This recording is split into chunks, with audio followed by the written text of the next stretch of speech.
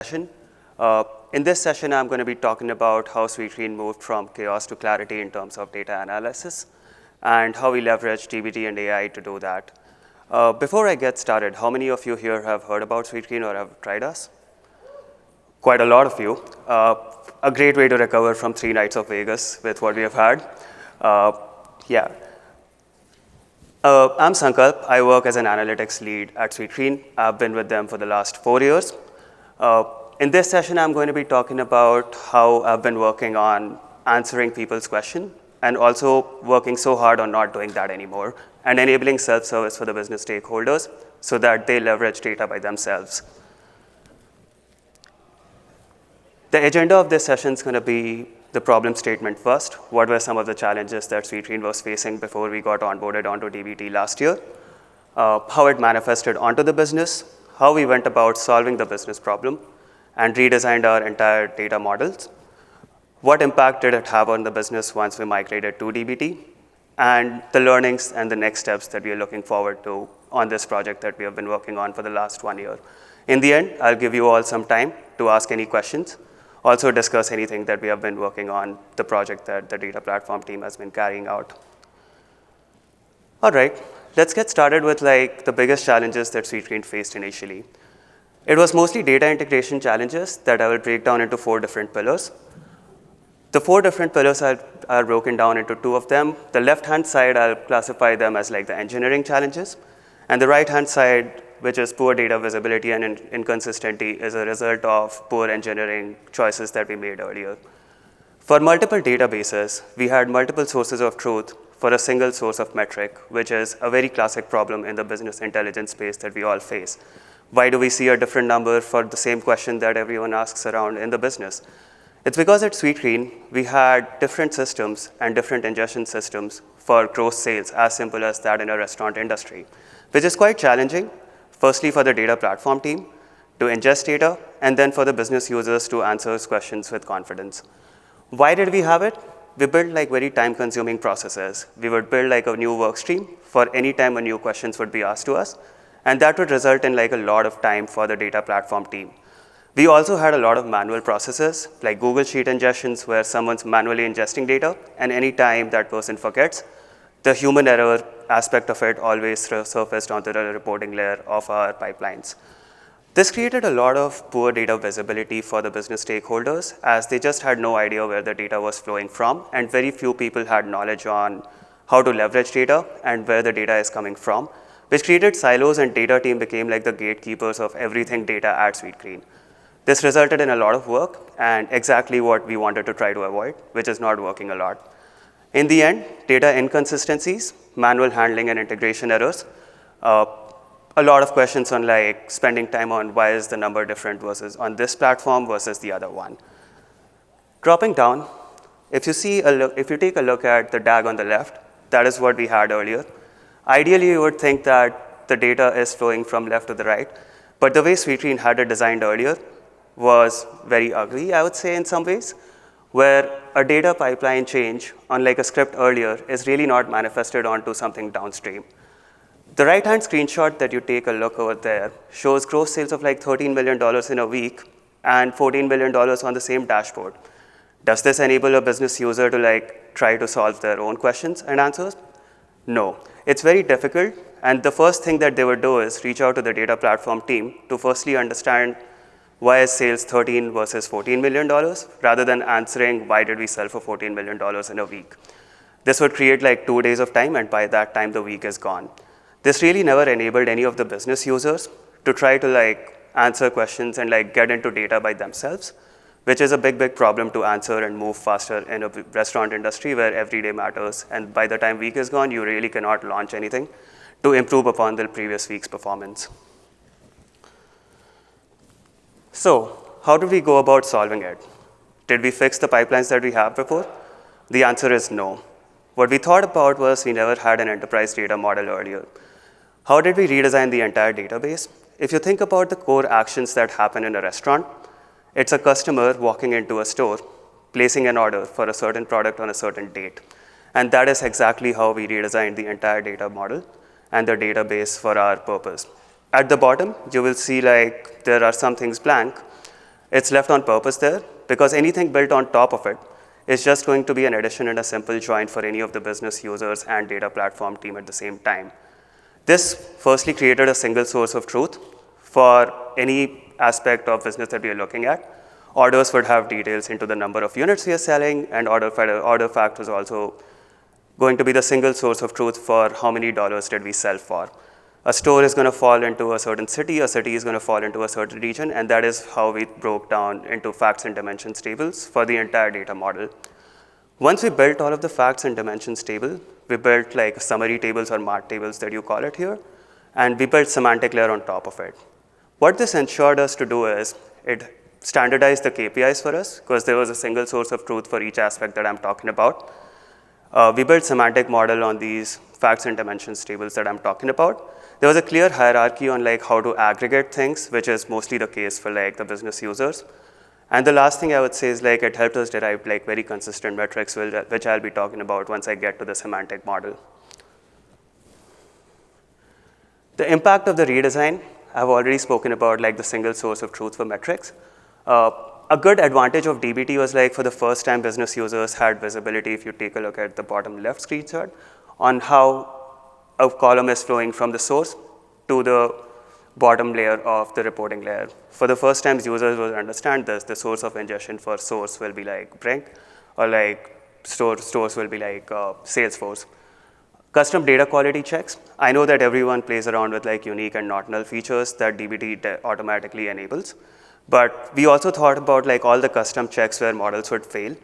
And each model is very unique in its own way. So we would think about like the threshold factor that should warn the data platform team before we make the data available to the business stakeholders.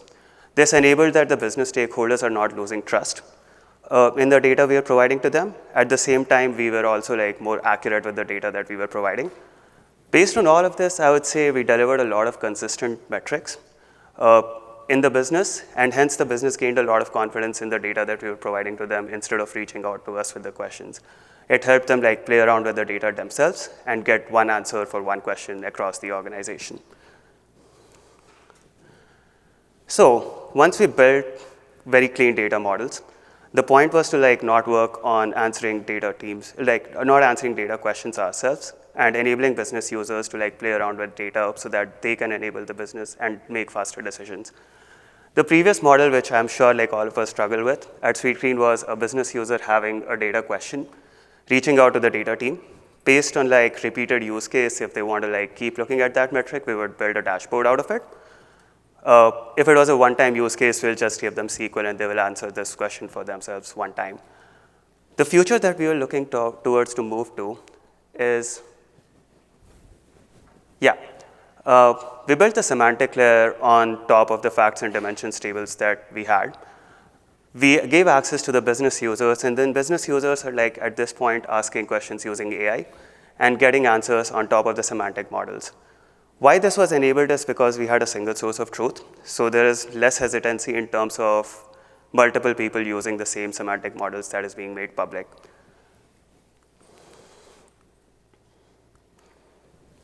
Why did we do that? Why did we choose like Claude MCP plus DBT semantic layer for self-service? We tried a bunch of BI tools that we had earlier. We are predominantly present on Tableau and Power BI. But in middle, we also thought of using like ThoughtSpot and a few other tools. The challenge with using these new BI tools is it doesn't change the culture. People really don't want to learn a new tool. People absolutely are very used to talking to people and getting their answers. So natural language is the way to move forward for, is what we understand at Sweetgreen, was the way to move forward. And that is why we went with Claude, which enables people firstly to like be engaged with AI. And also like, since semantic layer is very consistent, it gave them like very consistent answers. And that is exactly why we went for Claude MCP. Semantic layer also enforced consistency of the metrics and definitions, and together business was very much capable of like looking at data without bypassing any governance, because we would make sure that we are making only the relevant semantic models available to the domain business users. Getting to the semantic layer, I'm sure a lot of you have worked on DBT. So anyone who's built a semantic model on DBT knows this diagram. We built semantic model on tops of the fact and dimensions tables. Everything in yellow that you see over there is a single source of truth for any metric that we are looking at. And we also configured different dimensions onto the YAML files. So if you take a look at the gross sales example, this goes consistently throughout the organization. So anytime anyone's asking or interacting with Claude, is getting the same answer for how much did we sell for a previous day, and how do you identify the trend across it. We took a phased approach. By phased approach, by business domain, I really mean is we're not rolling out operations metrics in collaboration with like finance metrics. The point is to be consistent, which I'll keep repeating.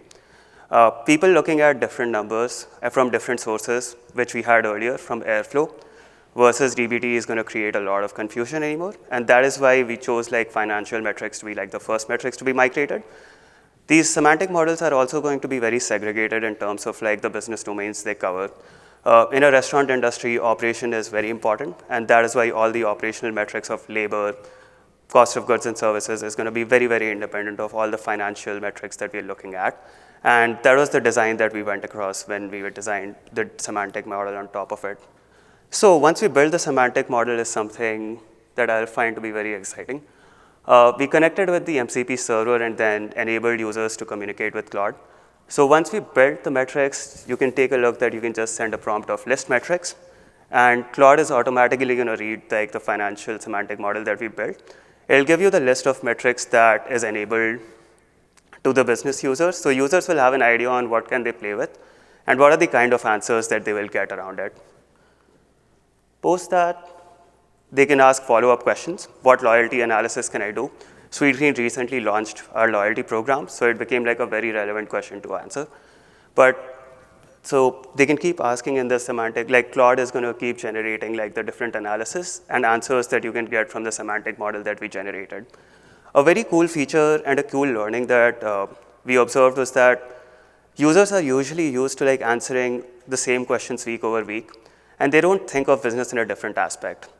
I think a lot of you must have heard at Keynote, but that you should always ask the AI just so that you're not missing out on any independent context that you're thinking about.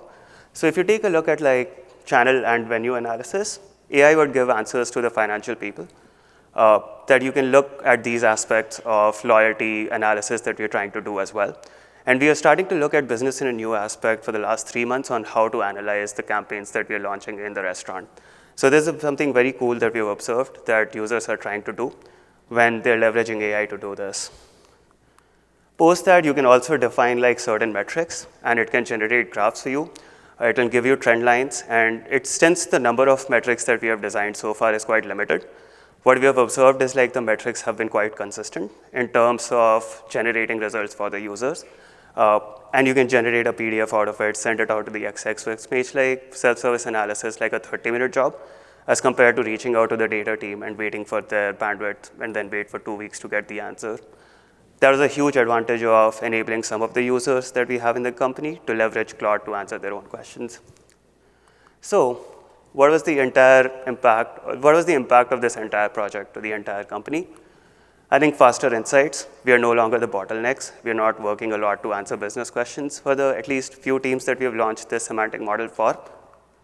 Consistent answers. Since the number of metrics that we have designed so far is quite limited, we are observing that there's not a lot of inconsistency in the questions that people are trying to get answers for.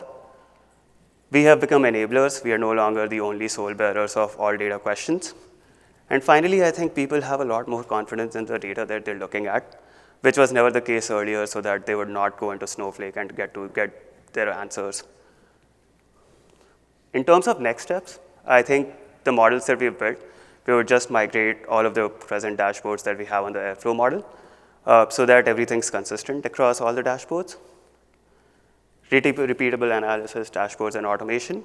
One of the limitations that I can talk about is it's currently only present on like Claude Desktop.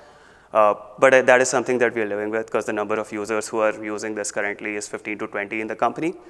One challenge that I think moving forward we will want to be very, very vigilant about is the number of semantic models we have right now is 3 to 5, as we have only started building it over the last 3 months. As we expand and the number of semantic models and metrics expand, we want to see that AI is not hallucinating and again, like looking at the wrong semantic models to answer the questions. This will again create the problem of people generating different reports for the same questions, which was the entire point of this entire project. I think I always wanted to share the learning. We got onboarded onto dbt only last year at Coalesce. With the limited amount of resource that we've had, I think this was quite a good progress in terms of enabling all the users that we have had at the company to like leverage their own data. I know that none of my team is here, but a huge credit to them. Thank you. I'm here for any questions if you guys have.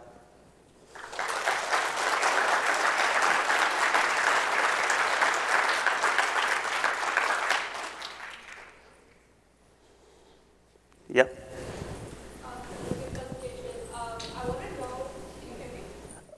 I can. I'll try.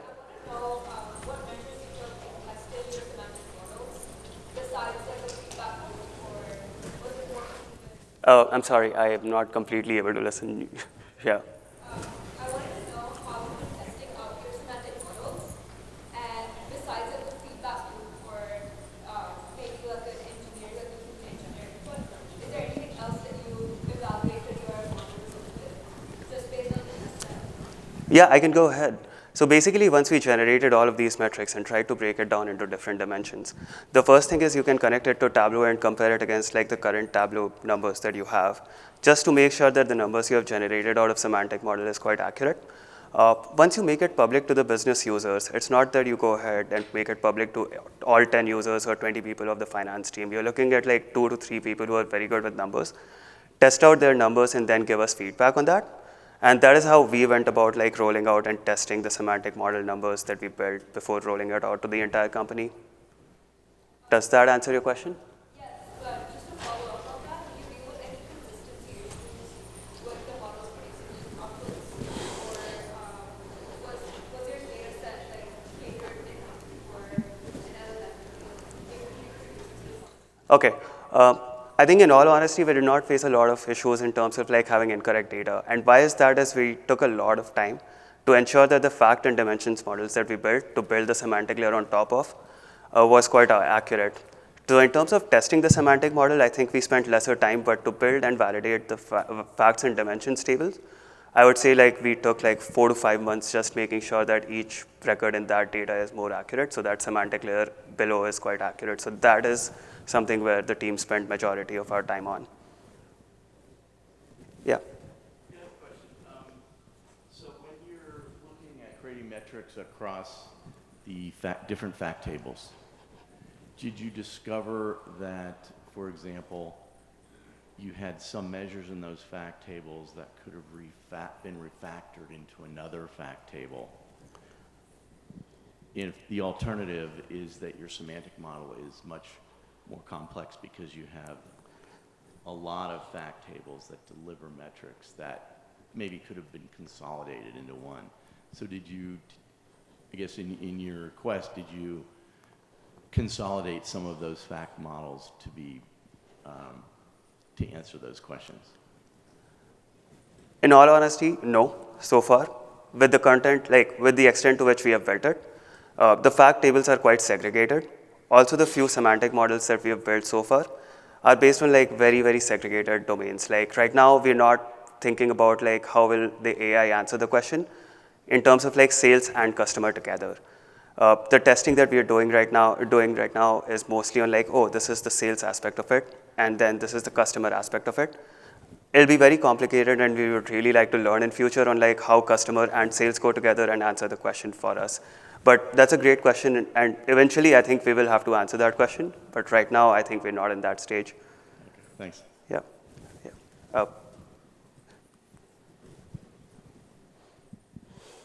Yeah. Any hurdles with the adoption process of rolling this out and kind of change behavior? It has been a challenge. Yeah. It's very simple to like reach out on Slack and like I am to just get an answer. And that is why you have to find like 2 to 3 people who are willing to like try this out. And that is how the culture change goes on. Thankfully, like the finance team and the operations team that I have been working on to roll this out to initially, 2 to 3 people bring about a culture change. And once they show that they're working faster is once people start adopting in the team. I know that everyone's very used to Tableau. The challenge with Tableau and the dashboards that we've built is anytime they have a follow-up question, they kind of reach out to us. And that is the change that we are driving towards them. We are a very resource-constrained team. And for that reason, like what they have observed is trying to get their own answers is much quicker for them as well as compared to waiting for us for like a month. So that is how we are driving culture change, finding champions in each teams. Yep. So you showed the example of Claude giving examples of analysis that a end user could use. Do you give any prompting to that agent to encourage certain types of analysis, or is that kind of free reign Claude? It's quite free reign in Claude is what we have observed. Like once you ask like what analysis can I do from the model that I have made public to you, Claude will give you a bunch of answers. Some users are already used to like answering like some of the questions. The new analysis is what like they're trying to like see if it is quite accurate. So it's a free reign. It'll give you a bunch of options. It's up to the users to like limit what follow-up questions they want to ask on them. Yeah. I just wanted to know like how recent or fresh your answers are, meaning. Yeah, sorry. So it's a data engineering related question. How did you handle the recency part in your answers to the questions that your final users are asking? And your facts and dimensions, are you loading them incrementally, or you have like a full trunk and load process for dimensions? And how do you handle that process, the incrementalization versus trunk and load? Depends on the models. For example, store dimension, for example, a store changing an area will be a CD type 2. So we are just adding onto a record and saying that, oh, this is the most latest record to use. Orders will be like updated every day because like stores are open every day, so we are refreshing them every day. Going backdated, like what we will do is anytime there is a change in the record, for example, an order placed like 2 weeks back, had an update on the refund amount, we will look at the order ID and just change that record so that is how it is updated. So once these facts and dimensions tables are updated, semantic layer below automatically gets updated for recency question that you're asking. Is that? And how recent they are, like the answers? Orders are like we roll it, like load it every night. Okay. Like, So it's a 1 day. yeah. T-1. It's a T-1. Okay. Yeah. Yeah, with the culture shift that you mentioned, where you have people from finance doing like self-serve analytics, and I think you said that you envision this being like across the org, not just finance, doing the self-serve analytics. I was wondering with the with the progress that you've seen so far, how the role of the typical analyst has shifted in your company, right? Because previously I would assume you had finance asking these analysts, hey, how has our performance changed? So now, how has their role shifted, at least at Sweetgreen? We're building cleaner models. Initially, the point was like we had engineering teams and then the analytics engineering teams who are building the models and answering the questions as well. What we are trying to do is like just build models and not answer questions, and that has been the culture shift that we are trying to drive. Sweetgreen, we don't have like individual analysts for each team. So you're looking at like subject matter experts, for people who have been there for a while, who know the questions to ask and what to look for. And like the reason I'm talking about like the financial metrics being the first one is, firstly, it's the most important. Secondly, there are a few people who have been there for like 5 to 6 years to like understand the business inside out. And like once you show the benefit to the rest of the organization based on like some of the financial teams' achievements, is how you're going to go through. A bigger challenge is like some teams have like very few people from like 3 to 4 years. So they're just trying to like channel like new people, which is very, very difficult to like drive self-service change on. And that is something we haven't gotten to like give you a great answer on. So